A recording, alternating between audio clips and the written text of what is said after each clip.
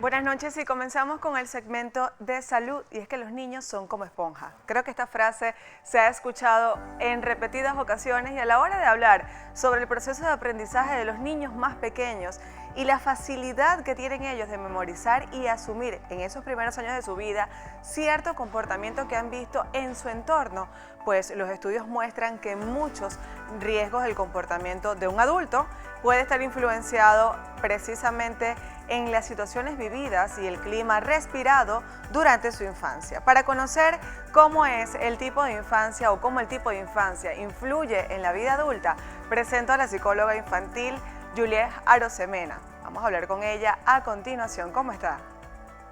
Hola, mucho gusto, muchas gracias por invitarme. Voy a hablar un poco sobre la importancia de la infancia y cómo repercute en la adultez. Así es, un tema que está muy en boga en estos momentos en el país y pues me dio muchísimo que pensar, sobre todo cómo repercute, bien lo dice, en la adultez, pues las situaciones de nuestra infancia. Así es, así es. Está ligado completamente porque es en nuestra infancia en el que se desarrolla pues, los principios de nuestra personalidad y es mucho que ver con el apego que tenemos, ya sea seguro o inseguro, con esos cuidadores primarios. Totalmente. Entonces esto es lo que puede influir en lo que es el comportamiento con el adulto. Y la relación cercana que hay con los padres influye de alguna forma con los niños. Sí, por completo. Y en el caso, pues hay quienes cuentan con la figura de padres biológicos, pero podemos referirnos a un cuidador primario, ¿no? Esa persona que está cuando nace el bebé, que debe tener esa conexión emocional de poder llenar las necesidades, no solo básicas, ¿no? Como cuando llora que tiene hambre o necesita un cambio o está cansado, sino también las necesidades emocionales. Entonces esa conexión es sumamente importante y si no hay una figura así, pues padres biológicos, alguien que supla esas necesidades.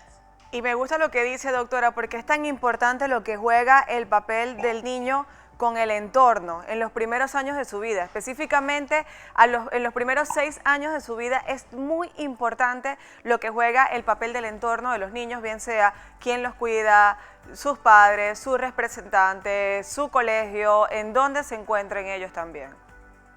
Así es. Solo toma realmente que tengan por lo menos una conexión segura, alguien que les brinde confianza, disponibilidad, que esté presente y disponible no solo físicamente, sino emocionalmente.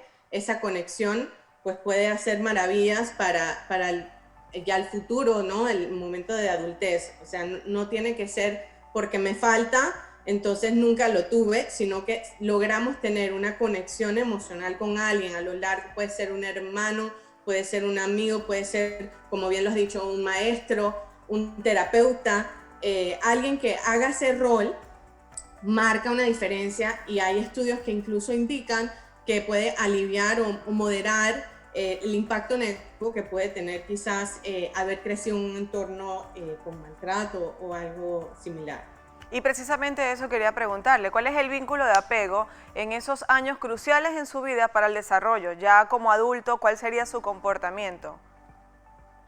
Sí, o sea, si tú tienes un apego seguro con alguien que te brindó esa conexión y pudo estar ahí presente para darte esas necesidades, ayudarte a ti a tu desarrollo de autoestima, autoconfianza en ti mismo y puedes entonces también conocer sobre las relaciones, no solo intrapersonales con uno mismo, sino también interpersonales con las personas en el mundo externo.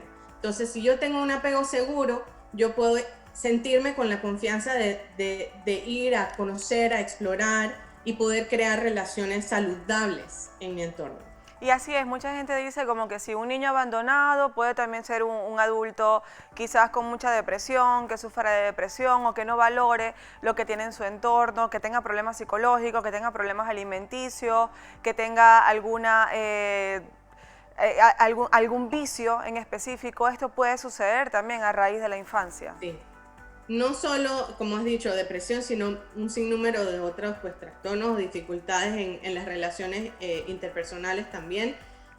porque obviamente, como decía, si yo me siento insegura en relacionarme conmigo misma o con los otros, me siento inseguro de mí mismo, entonces va a ser muy difícil ser una persona que funciona de la mejor manera en la sociedad, ¿no?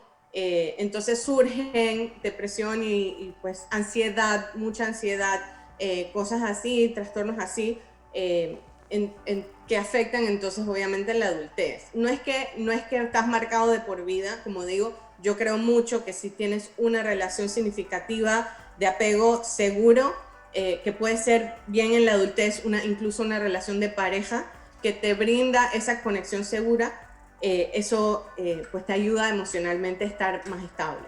Totalmente de acuerdo con lo que dice. Chicos, están viendo muchas de las consecuencias que podemos tener nosotros en nuestra infancia, cómo repercute en la adultez. Carolina, ibas a comentar algo al respecto. Sí, doctora Yuli, ¿cómo está? Carolina Castillo, un gusto saludarle. Yo le tengo una consulta y es, estamos hablando del caso en el cual los niños pues se crean, crecen en ambientes no muy sanos y eso puede tener consecuencias en su adultez.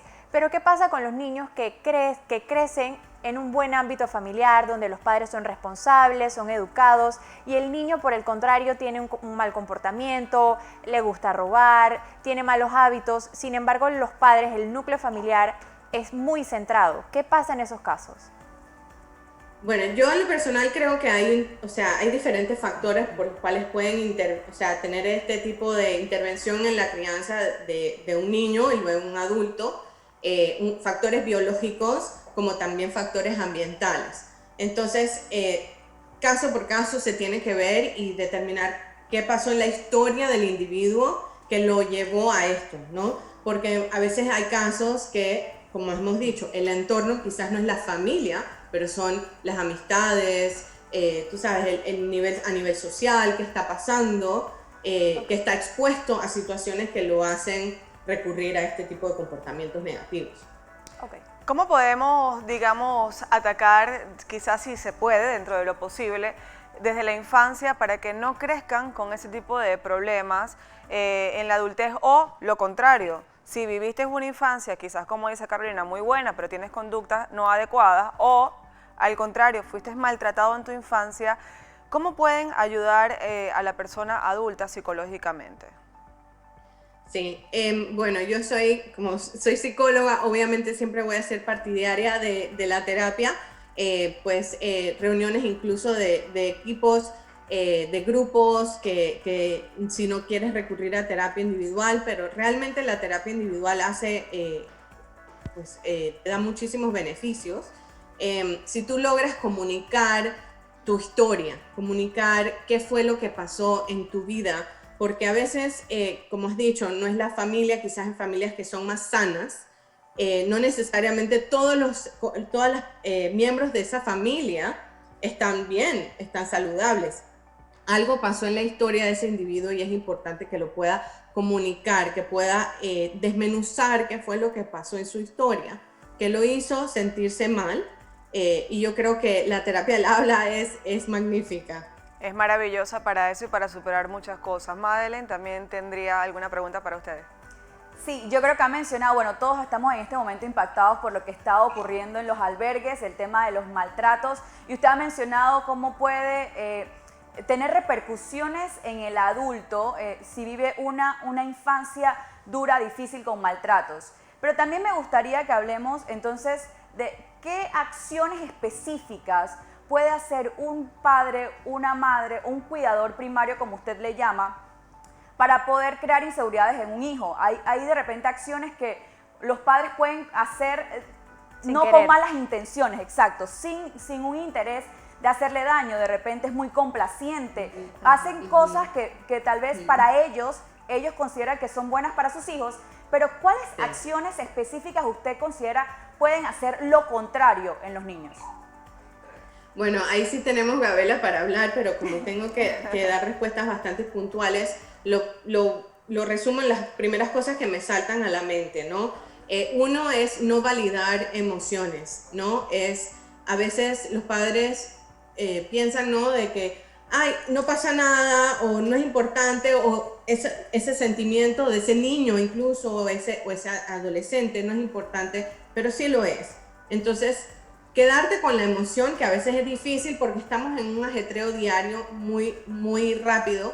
Entonces, quedarte con esa emoción con el niño o el adolescente es sumamente importante. De nuevo, comunicar qué está pasando, qué está sintiendo y ser como detectives, le digo, detectives de la emoción, ver qué es lo que está pasando. Tener rutinas es súper importante, incluso en la adolescencia. O sea, las rutinas no son nada más para los niños chiquitos, es para todos. Es sumamente importante porque crea estabilidad, crea balance. Entonces, como has mencionado, también a veces hay papás que compensan dando de más o siendo muy permisivos, pero eso realmente tampoco es el antídoto, eso no es la solución. La solución es dar límites, ¿no? Es dar amor, pero con disciplina. Qué interesante y bueno, ser escuchados. Los niños también tienen que ser escuchados por sus padres, por sus representantes y por su entorno. Doctora, muchísimas gracias por esta intervención, esta colaboración para nosotros en Next Noticias. Nosotros continuamos con mucho más.